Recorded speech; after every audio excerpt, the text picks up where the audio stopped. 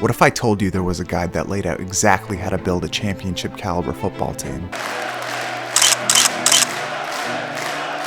And the man who authored this tried and true advice lost it all. Still making headlines. Caught in this video with... I just apologize to the team. Urban Meyer, gone. That man is Urban Meyer, and he fell from grace by simply ignoring the advice that he shared with the world in this book, Above the Line.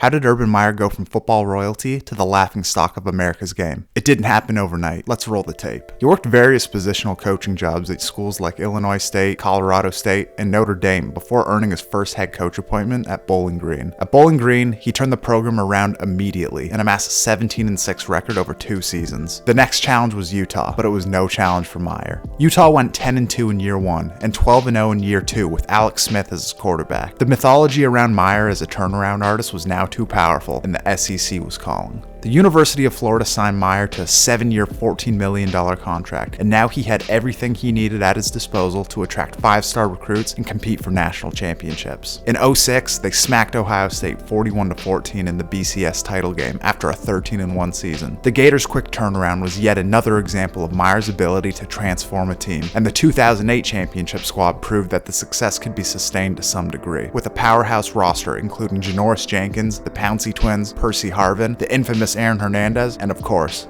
Tim Tebow. By 2011, Meyer's health was beginning to fail him. I'm stepping down as a head football coach at the University of Florida. Fast forward to 2012. Meyer's working at ESPN, but now there's an opening at Ohio State. Meyer denied he'd be taking the job. After all, it was just 2 years after he declared that he needed to spend time with his family and focus on recovering his health. But as a native Ohioan, the Ohio State job had some extra significance. Of course, he took the job, and he turned the Buckeyes around immediately with a perfect 12-0 record in his first season. By 2014, Meyer's recruiting classes were coming to fruition, and he created one of the great college football rosters of all time. Ohio State rolled Alabama and Oregon to capture the first college football playoff championship. Meyer had once again reached the pinnacle of college football. But just like in Florida, there were problems building in the shadows that would soon come to manifest. It was 2012. We were putting together a new staff. He literally picked me up and threw me up against the wall. I knew we'd do extensive background checks on everybody. I was pressured by Urban Meyer's attorney. The background check came back without the arrest. Basically told if you don't drop the charges, he's never going to coach again. But you knew about it. Maybe we should think about giving him a second chance.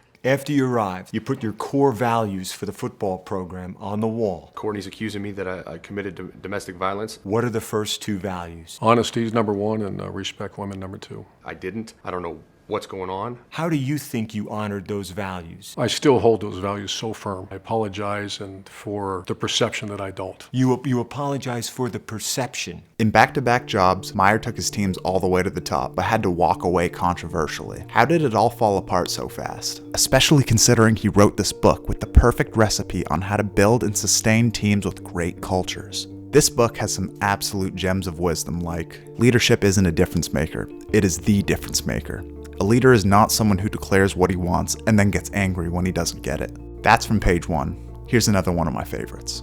If you avoid the truth as a coach, you're teaching your players that it's okay to do the same thing. If you don't hold yourself accountable for your decisions and your actions, why should your star quarterback or punter hold himself accountable? In retrospect, it's almost comical since we know what's about to happen in Jacksonville. But before we get there, let's review Meyer's 3-step process on creating a culture. Believe it, sell it, demand it. Believe it. Identify the behaviors that are necessary to execute your strategy. The most important culture message you send is the way you behave. Sell it. Once your culture is clearly defined, communicate it to your players and staff with clarity and consistency. Your culture message must be exceptionally clear. No confusion, no uncertainty, no excuses. Demand it. When you determine what the culture is and communicate it with exceptional clarity, it is imperative that you hold people accountable to it. The culture is the only acceptable standard of performance. Sounds like a good system, right? Enough time had passed since he unceremoniously left Ohio State, and now the NFL was calling. A lot of people had their doubts about Meyer in the NFL, considering that he was a known control freak, but that didn't stop Shad Khan from making him one of the highest paid coaches in the league. But almost immediately, the controversy began, and Meyer no longer had the authoritarian power to smite the leaks. Meyer hired Chris Doyle, the former Iowa strength and conditioning coach who parted ways with Iowa after allegations of abuse and racism.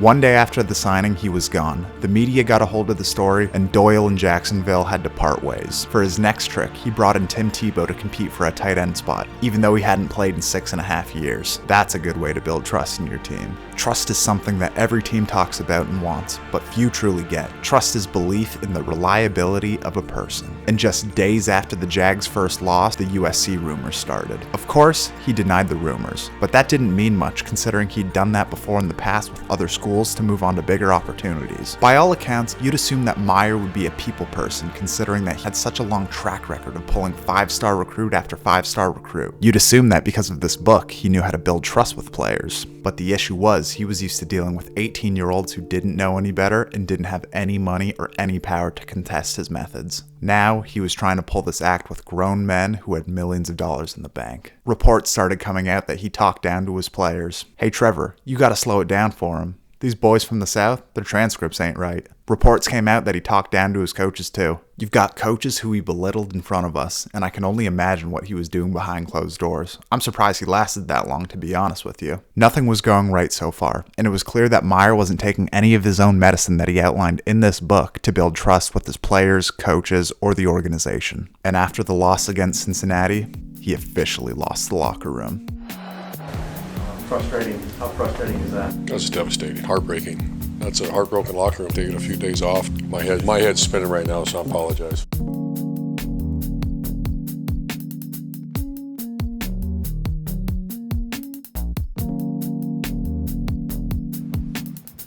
I should not have myself in that kind of position. Trying to pull me out on the dance floor, screwing around, and I should have left. Do you think he's put it in the past? Now he must regain our trust and respect.